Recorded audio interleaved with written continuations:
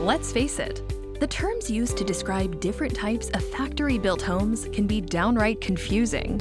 Manufactured homes aren't mobile homes, and modular homes aren't mobile, and tiny houses aren't either. Fortunately, we're here with a quick guide to the diverse styles of prefab dwellings out there today, so you'll be extra confident when heading out in search of your new home.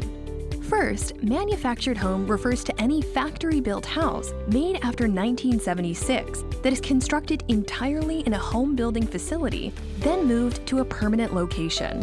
Why after 1976, you may ask? That's the year the federal HUD code went into effect, and along with it, stringent national rules for the safety and durability of these homes. Any manufactured home built before 1976 is called a mobile home. And while some people still think mobile home is a catch-all term, it shouldn't be used for any newer model. Modular homes are also built in an off-site facility, then assembled on-site at the home's permanent location.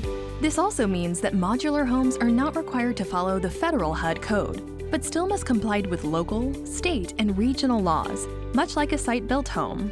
And where do tiny homes fit in? It might come as a surprise, but if a tiny home has wheels, it's only required to meet the same safety standards as a recreational vehicle, or RV. An RV is a trailer or motorhome with basic amenities meant for on-the-road, leisurely travel, and isn't in the same family as a manufactured home.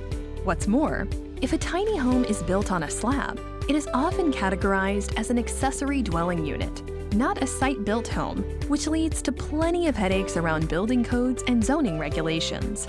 Knowledge is power, and the more homebuyers know about the different types of prefab housing, the more we can all work together to dispel myths and understandings about the affordable, forward-thinking, factory-built housing of the future.